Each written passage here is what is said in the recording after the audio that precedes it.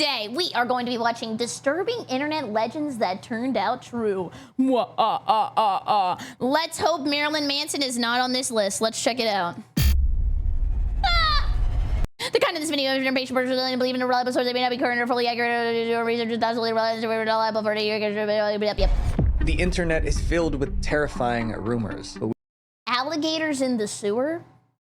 Honestly, I kind of believe it, which is why every time I go to the bathroom, I do a double check because I don't want nobody biting my butt because I live in Florida. We did the research and found out some of the worst ones were actually real. From a game so disgusting that it was reported to the police to a serial killer that lured their victims using the internet. Today, we'll dive into disturbing internet legends that are actually true. The goal, guys, is 2.5 million subscribers by the end of 2026. It is a crazy goal, so it would mean the world if you subscribe.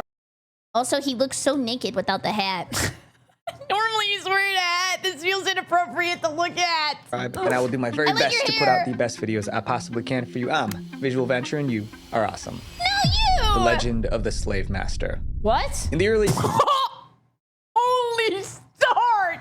What the hell? 2000s, internet users received a disturbing email. The first line alone made people freeze. If a guy by the name of Slave Master contacts you, do not answer. Yeah. I'm gonna be honest with you, I don't reply to anybody on Discord anymore. I learned my lesson the hard way, and I do not want to test your game. He has ended 56 women that he has talked to on the internet. The email caused panic as it spread. Soon, the slave master became one of the internet's darkest legends. But no one knew if the story was true. The email about the slave master was actually chainmail. In the early days, oh, it's always the chainmail, man. If you do not forward this email to 10 people, you will die tonight. of the internet, people would get emails with creepy stories and forward them to others. It was almost impossible to find who originally wrote the message. One of those chainmails spoke about a serial killer called the Slave Master. It claimed he searched for victims in internet chat rooms. I mean, how is he gonna kill me if I turn the monitor off? The slave master would convince his online friends to meet him in person, and when they arrived, he ended them. The rumor created paranoia across the internet. People wondered if one of their online friends could secretly be the slave master, so they kept forwarding the email to warn others. Oh, see, this is why if you're in Twitch chat, you have to type a smiley face, or if you're in the comment section, you also have to type a smiley face, or you will get 40 years of bad luck. I just had to tell you, man. I'm looking out for you. The story spread, some people added new details. Soon, different versions of the email were circulating, but the warning always stayed the same. Beware of the slave master. People even called him the internet's first serial killer, but not everyone was worried. Chain emails were notorious for spreading fake. You've been hit by the money truck. Thank God. I've been waiting for the money isekai all day, man. Now that you've been hit, you need to hit 7 other people with the money truck, including the person who sent you the money truck. When you do, you'll get mad loot. Holy Fortnite! If you break the chain, you'll be broke for 13 years and will never have a good time. Ever? So pass it on now. Hit whoever you think wants to be rich. Stories. No one was exactly sure what to think. Many just dismissed the message and deleted it. More of the same internet shenanigans. However, the story was not completely made up. The legend of the slave master was based on a real man. His name was John Edward Robinson. He lived in Kansas City, Missouri, and he went on a crime spree in the 1980s and 90s. He targeted women who were lonely or having money problems. He often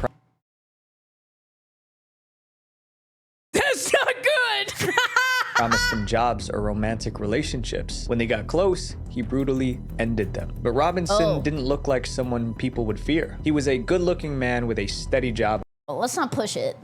a wife and kids. Meanwhile, he cultivated this public image of himself as the ultimate family man and pillar of the community. That image helped him avoid suspicion for years. At first, Robinson chose victims from his own city, but in the early 1990s, he started hunting on the internet. He joined Dude, early internet must have been really scary. I remember some guy was talking to me really inappropriately in a Yahoo, it was Yahoo Go Fish. in chat rooms and talked to women across the country. His online username was actually Slave Master. One of his first chat room victims lived in California. She had a disabled daughter and was struggling to pay her bills. Aww. Robinson met her online and promised to help. He offered Oh my Sheila God. a job as well as promised. Dude, and back in the day, I'll say this because I'm old, people were way more trusting, man. I feel like as time has gone by, there's like no more sense of community, no more trust, no more nothing. Just like you, yourself, and that's it. To support her and her 15-year-old disabled daughter, Debbie. He convinced her to travel to Kansas City, but when she arrived, Robinson ended both her and her daughter. The others suffered the same fate. And they also learned he was already flying other women out to Kansas and putting them up in rooms at the same extended stay hotel. One by one, Robinson I trust you, Barry. Are you sure about that? kept ending them. Sometimes he got romantically involved with the women first, then at the right moment he would strike. It seemed like he would never be caught, but eventually one victim fought back. In June 2000, Robinson got into a fight with a woman he was having an affair with. She escaped and ran to the police, and her report set off the chain reaction that exposed everything. Robinson was arrested for being violent. With Robinson now in custody, authorities executed search warrants on his multiple properties. Police were shocked by what they found. There were remains of several missing women hidden on the property. Oh my God, dude, I didn't know people actually did that with the barrels. I thought that was just like Breaking Bad. Holy crap! Dude, and can you imagine being his neighbor? Like he was doing all that and you had no idea. Robinson was convicted of ending 8 victims, but police believe the real number may be higher. He was sentenced to execution. The media followed the case closely. Around that same time, emails about Slave Master started showing up online. Someone probably saw the news and wrote a Emails about Slave Master started showing up online. Someone probably saw the news and wrote a message to warn others about him. Then the story spread across the internet. And over time, a real warning slowly turned into an urban legend. The legend of the Slave Master. The Slave Master used the internet to hunt, and the reason it worked was simple. He found his People were very gullible back in the day and just saw scary email, or maybe they were 10 years old like me and already had experience with getting really weird emails, or like maybe also like trying to download stuff, you know, for Club Penguin, and then following some guy's guide that they saw on YouTube. And then what happens was they actually brick the computer that they used at home. And then like their dad, like lost all of the photos they ever had on the computer. Yeah, like that happened to everybody, man. Victims online and message them. But in today's age, not only can a complete stranger message you, but now they can search your name and find your email address, home phone number, and even your home address in minutes. And this happened to me. Someone found my own personal information online and used it to threaten me. Then they went after my family too. That was the moment I realized I need to take online safety very seriously. I tried to remove my personal information online by myself, but there were hundreds of websites that had it. This is because data broker websites make money by collecting your data and selling it to literally anyone. If I've never been arrested, does that mean that my fingerprints aren't in a database? And then like, okay, let's just stop right there. Are my fingerprints not in a database? No? Yes? They still have your address? Not yet? Do you use your finger to open your phone? No, normally I use my giant wiener. It is crazy that this is completely legal. But data brokers are also required by law to delete your information if you request it, but doing it manually for every website. You know what else is legal? I could call up somebody on Discord right now and fart in the microphone and they can't do anything about it. Who's online? That is nearly impossible. That's why today's sponsor Aura exists. Aura finds which websites have your data and requests removals automatically. After a couple of weeks, you'll see less spam calls, less junk mail, and your private data becomes a lot harder to find online. But Aura also monitors the dark web, so if your data shows up there, Aura will let you know. And if someone tries to open a bank account in your name, they'll tell you. People can do that? Dude, thank God I don't be doing nothing.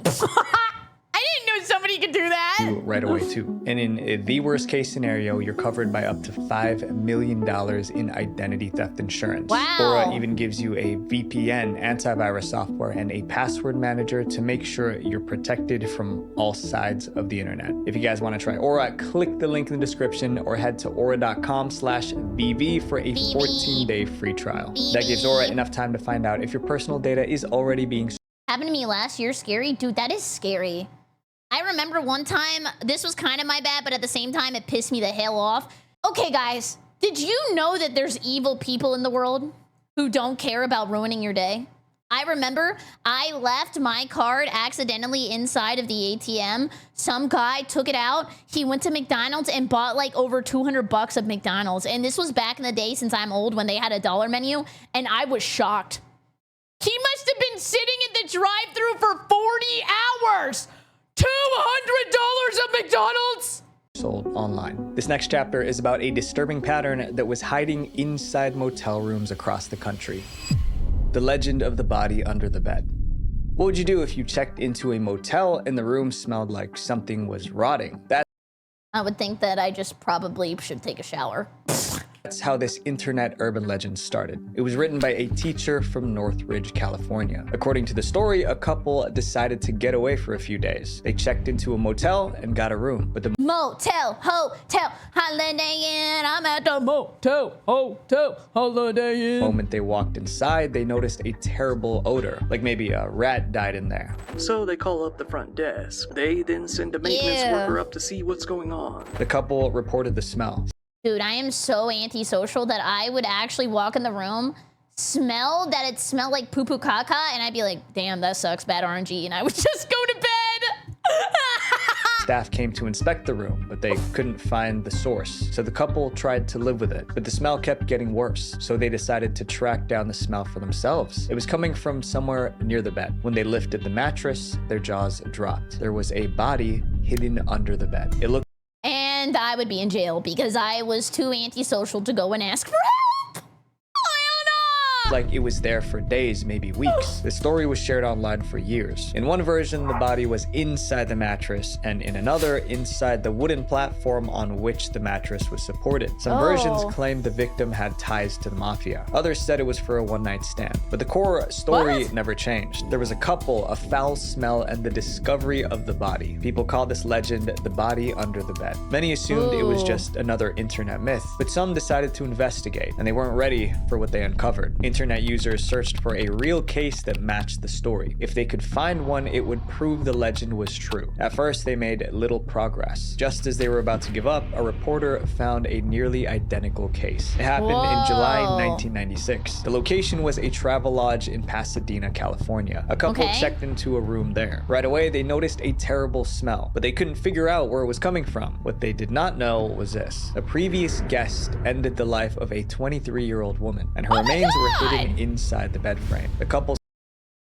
Dude, how does this happen? I guess I don't know. I've never died at anybody, so I just slept just inches above the body. The next morning, the couple checked out because of the smell. In the following days, other people checked into the same room. Every guest complained. In the end, staff searched the room. Damn! How long was staff saying, not my problem, get over it, have some clothespins on your nose? How many people stayed in the room? That was when they found the body. The 1996 Pasadena case proved the internet legend was real. But it was just the start. People online started finding more real-life stories just like it. In 1982, a similar crime happened in New Jersey. Two men ended their business partner in a motel room. They hid the body under the bed and left. Days later, guests in the room complained about a terrible smell. Working at a motel is kind of scary. You know, I never really thought about that. Like, people could get killed. There could be, like, drug deals. There could be very stinky people. Like, it's just, I don't know.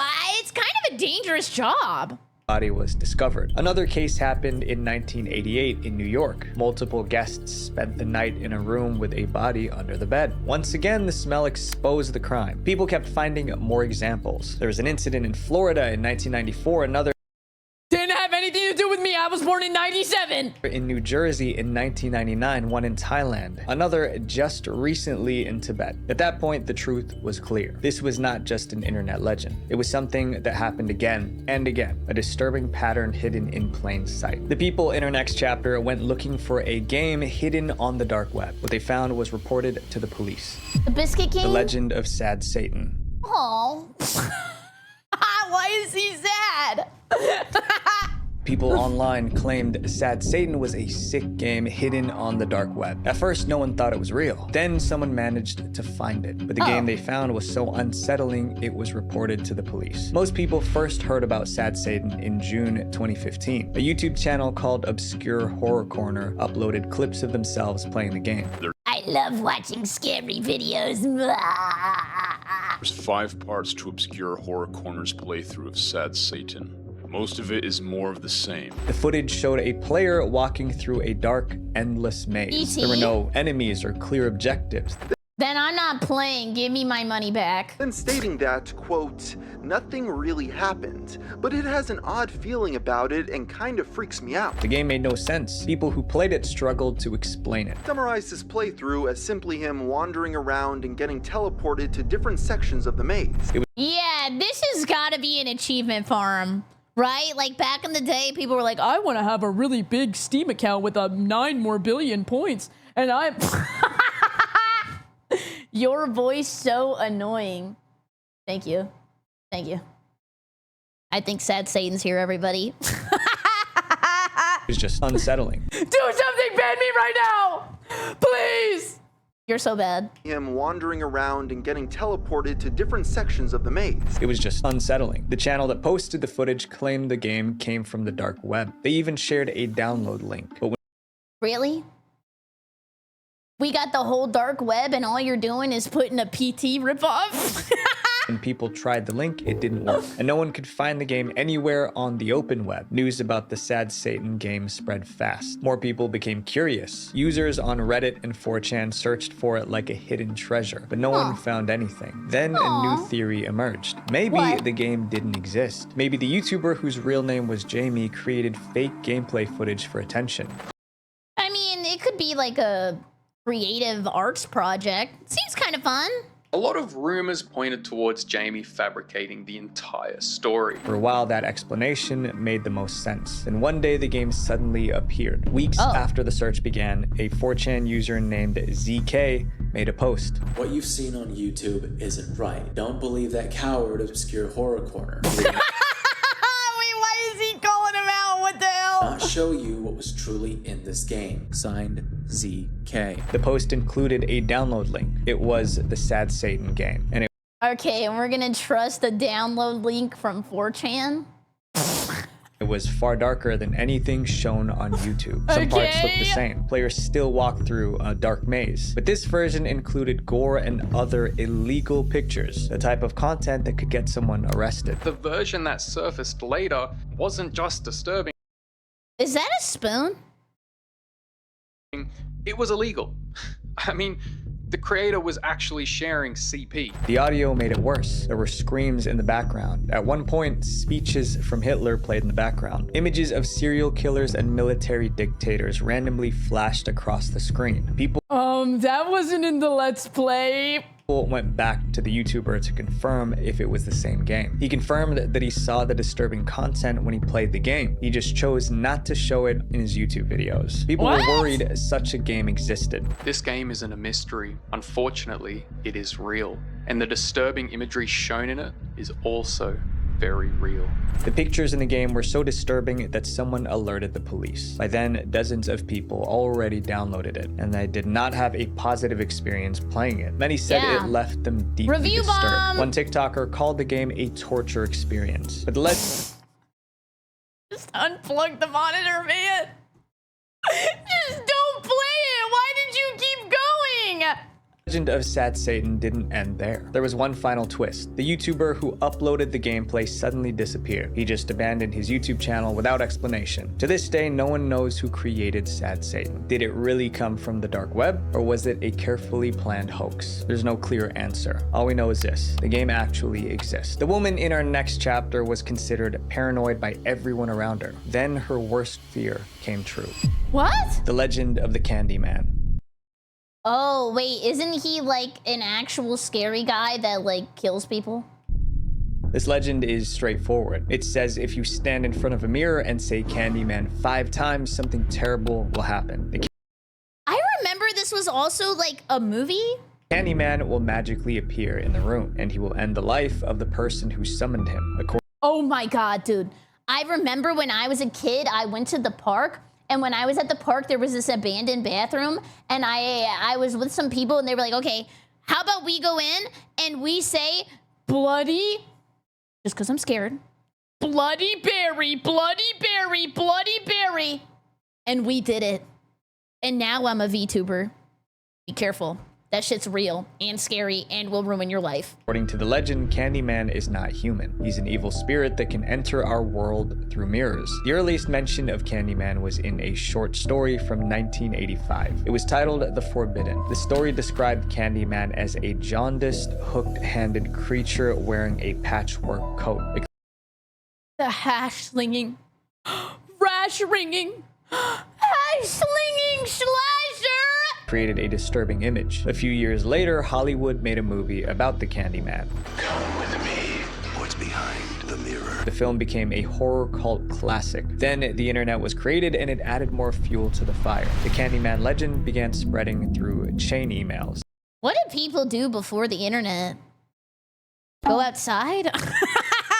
People treated it like a challenge. Friends dared each other to test it. Those who tried it shared their stories online. Some claimed they heard noises right after saying his name. Others said they saw strange shapes in the mirror. These stories turned Candyman into an internet boogeyman. Anyone who saw the Candyman movie noticed something interesting. The spirit didn't show up in just any mirror. He mostly appeared in bathroom mirrors. That detail in the movie wasn't random. Although this version of the legend was fake, it was inspired by a real-life case. The Candyman story was linked to a crime from the late 1980s. The victim was 52-year-old Ruthie McCoy. Ruthie had 2 major problems. First, she lived in a bad neighborhood. This particular apartment building was considered to be one of the most dangerous places in all of Chicago. Her second problem was more personal. Ruthie struggled with mental health issues. Her condition made her extremely paranoid. Neighbors often saw her talking to herself and shouting at strangers. At one point, she walked around carrying a stick for protection. She also checked the locks in her home again and again. In April 19... Okay, I do that, but maybe it's just because I am just scared of people in Florida. Also,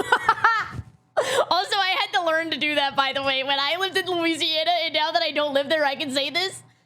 I never locked my door. It is a absolute mystery how I never got robbed. 1987, her fears became real. Ruthie was in her apartment when she noticed her bathroom mirror began to move. The mirror was attached to the wall. At first, it shifted slightly. Then it started shaking violently. It looked like someone was trying to break through from the other side. Ruthie called 911. She said something was trying to come through the bathroom. Before help arrived, the mirror broke loose and crashed to the floor. The mirror was gone, and in its place was this big dark hole on the wall, almost like an entrance to a dark tunnel. Not for me.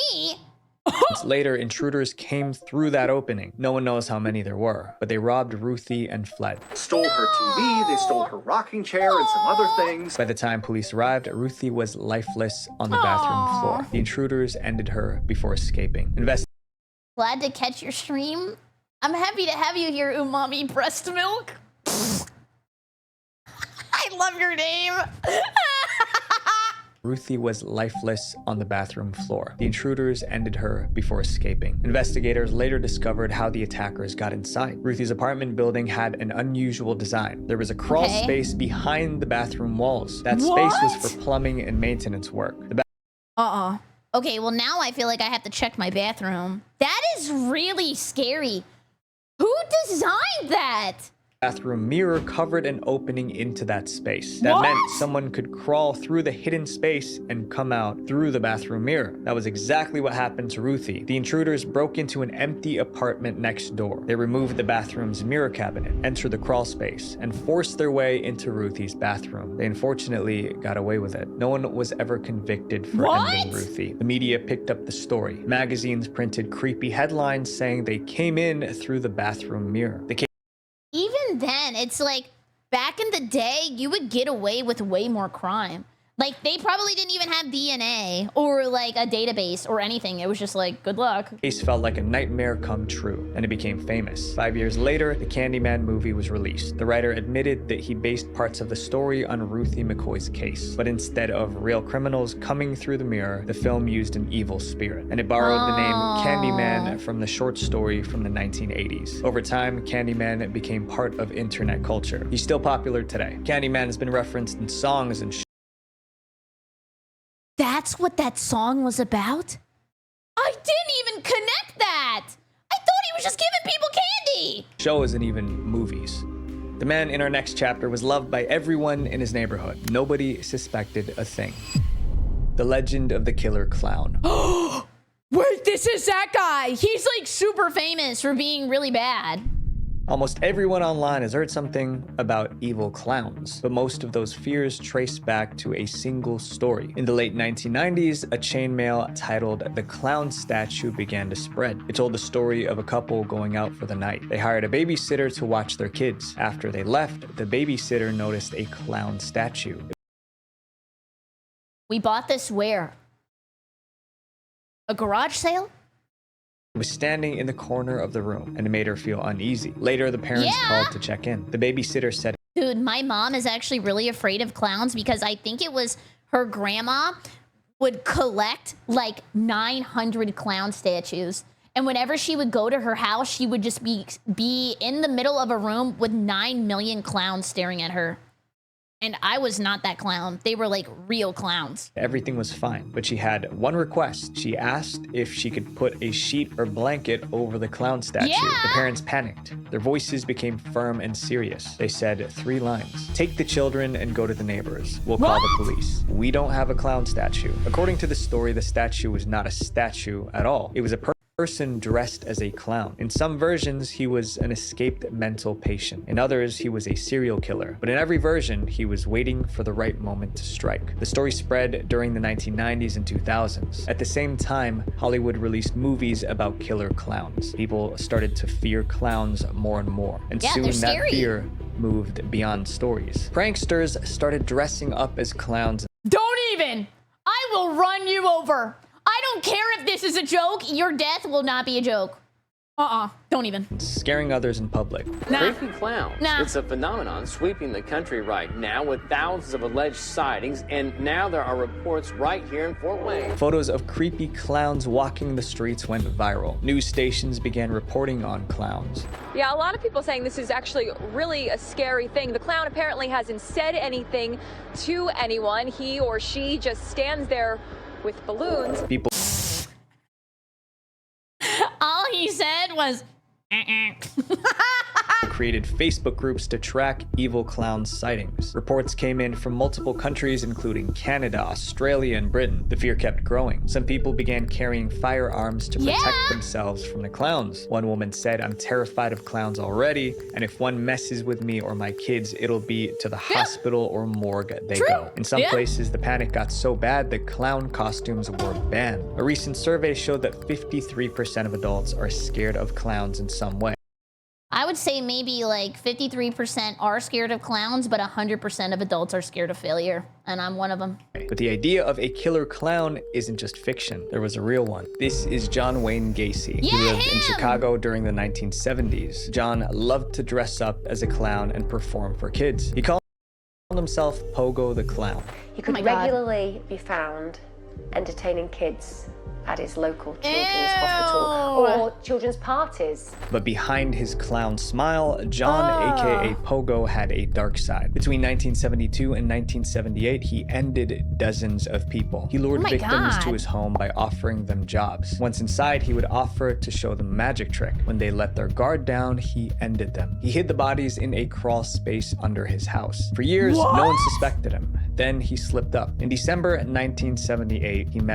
Do clowns genuinely entertain? I went to clown school, but I didn't do like the clown stuff. I did like trapeze and aerial silks. At a young man at a pharmacy. He offered him a job and brought him home. The next day, the victim's mother reported him missing. Witnesses said they saw John with him. Police started looking into John. Eventually, officers raided his home. Inside, they found the truth. There, they discovered the remains of a decomposing body. Oh my God. In a hidden crawl space beneath the house. During questioning, John made a chilling remark. You know, clowns can get away with murder. He was found guilty of ending at least 33 people. He was executed in 1994, but his legacy lived on. The media was fascinated that John also worked as a clown. They made documentaries about him. Reporters dubbed him the Killer Clown, and his story helped shape the internet legend that we know today. This next chapter is about something happening on the internet right now that most people have no idea about. VTubing? The dead internet theory. Oh, okay, that is true and real. When we use social media, we assume we're interacting with real people. Guys, if you're a robot, can you please leave? You scare me. Expect a real person behind every comment, like, and share, but that might not be true. It's called the dead internet theory. It claims that many of the people we interact with online are machines pretending to be human. It might sound ridiculous, but there's a reason people started to believe it. In the late 2010s, some internet users noticed strange patterns online. They saw identical comments posted by different accounts. The wording was— Dude, that happens all the time on Twitter. Or like now I'll see a post and they kind of like, I guess like AI robot it to where they leave a comment that vaguely relates to the post, but you can tell that like a real person didn't type it. Often the same, almost like people were following a script. They also noticed the same types of posts kept going viral. Over time, the internet started to feel repetitive. People began to question what was happening. For years— Yeah, and you know what? Ignore that. I keep getting these women in my DMs and they're not real and they are so annoying. Does anybody else have that? Dude, they are constantly like, hi, Barry, I just think you're so sexy. But you're not real. I know that. Women don't talk to me, man. no one had a clear answer. Then in 2021, someone came up with the dead internet theory. He posted a detailed explanation on an online forum. In summary, the theory claimed most online content was no longer created by living beings. Instead, it was generated by bots. Bots are subtle. They're designed to sound human and blend into the background. These bots were all over chat rooms, social media, and blogs. That explained why so much content felt the same. Do you think? For chat rooms, social media, and blogs. That explained. Do you think there's actually houses full of phones like this, like old school Pokemon Go? Is that real? I would think they just do it on the computer. Yes? Dude, that's wild.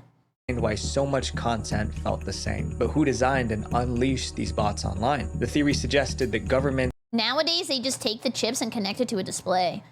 That's interesting to think about. Yeah, because I guess a phone would be cheaper. But then do you think there's also like, here, come on a little drawing journey with me, everybody. Like, do you think there's like phone, maybe like camera onto phone? Phone shows activity of maybe like somebody dancing, somebody like fishing, somebody like gambling, and then they like live stream it through the camera and then people think that it's real? Yes? And farming IRL streaming, that's a thing? Oh my god! Dude, that's crazy! Just money printer? And corporations could be behind. Or like, yeah, the original video, dude, that's nuts. Behind it. They probably did it to influence customers and shape public perception and opinions. Thousands read this theory and it went viral. Large commentary channels and influencers began discussing it. I'm sure by now all of you have heard of dead internet theory. It boils down to the idea that the things and the people that you see or interact with online aren't actually real, it's bots. Still, there wasn't much proof that it was true. Many dismissed it as a fringe conspiracy theory. Then I don't know. I think there's definitely more bots now than ever because, like, bigger number, better person. That's the way that people think. And, like, especially on Twitch, people are like, oh, I can get to the top of the category if I just have a bunch of viewers, and then maybe I just kind of get boosted, and then eventually I won't have to pay for the bots anymore, and then I just have people who are here for my stream. I feel like navigating the internet nowadays is just way too many bots, but how do you fix it? Like, on streams, it's pretty much impossible because somebody just be like, I didn't do it! That wasn't me! Somebody's botting me, man! a team of researchers decided to take a closer look. In 2024, researchers measured how much of the internet was driven by bots. The data was shocking. Bots now account for over half of all internet traffic. They found millions of bot accounts on Twitter, TikTok, and YouTube. These bots were reacting, liking, and leaving comments under content. The Times reported that half of YouTube traffic was bots masquerading as people. The same trend applied to blogs. For 1 month in 2020, I don't know the last time I read a blog. The only blog I ever knew was written by a dog. Before AI-generated articles surpassed the quantity of human-written articles. Simply put, machines were writing more blogs than real humans. These findings seem to support the dead internet theory. If this research is true, then many people we interact with online may not be real. The biggest concern is that most users cannot tell the difference between an AI bot and a real person. I think I could. Is there like a game just to tell what's AI and what's not? I feel like I can tell. Like everything always just looks a little perfect or like very smooth. Who is she? That is Jessica7643. Experts believe this trend will keep growing, and seeing the way AI is going right now, it's no surprise. One prediction says AI content could make up 99% of the internet by 2030. If that happens, the internet would become a place where machines talk to other machines. Stupid robot! Get off my internet! People in our next chapter had a memory from childhood that no one else believed was real. The legend of the crack monster. Okay, I literally see this guy every single day in the Walmart parking lot. There are over 4,500 original episodes of Sesame Street. Most of them are still easy to find, but there was a rumor about one segment so disturbing that it gave kids nightmares. It featured a creature called the Crack Monster. People on Reddit swore they saw this as children, but no one That was the dirty bubble. Don't even try me. could find the clip anywhere. People began discussing the Crack Monster in the early 2000s. Here's what they remembered about the clip. A young girl was lying in bed. Wait. Do I remember the crack monster? Maybe I'm thinking of the Kool-Aid Man. Staring at the cracks on the wall. As she looked closer, the cracks began to move. They morphed into different animals, and every crack animal could talk. Finally, the cracks on the wall transformed into a monster. It called itself the Crack Monster. Reddit users said the scene terrified them. One wrote, "I had horrible recurring nightmares based on it." But now that they were adults, they couldn't find the clip in the Sesame Street archives. That led to a debate. Some believed it was a false memory. After all, Sesame Street was a kid's show. Why would it air something so disturbing? Still, people insisted it was real. They were certain it aired between 1976 and 1978. Maybe this seems more like, I don't know, Crashbox. Over time, the Looks like a Tool video. It kind of does. Crack Monster became an internet myth. Cracks remained an urban legend for years, with rumors about the short being banned or destroyed due to its frightening nature and causing mental distress for children. But those who remember the clip never stopped searching. They even went through old Sesame Street compilations. But the Crack Monster was nowhere to be found. The search continued for 10 years before they had a breakthrough. In December 2013, one person searching for the cartoon got a strange email. There was no message, only a video file. It was titled Cracks. They played it. Okay, normally that'd be something else and something is probably gonna be shaking in your face. it. It was the missing Sesame Street segment. They uploaded the video to YouTube that same day. Within hours, it went viral. The video matched what people remembered. There was a girl. There were animals made from cracks. Then the creature finally showed up, but it was actually named the Crack Master. The Crack Master is not anything better. What, he prestiged? Not monster. The Crack just growled instead and made himself look very big and mean. He said, "I am Crack Master." At the end, the monster broke apart and disappeared. Then the girl woke up and realized it was all a dream. After the clip resurfaced, the truth became clear.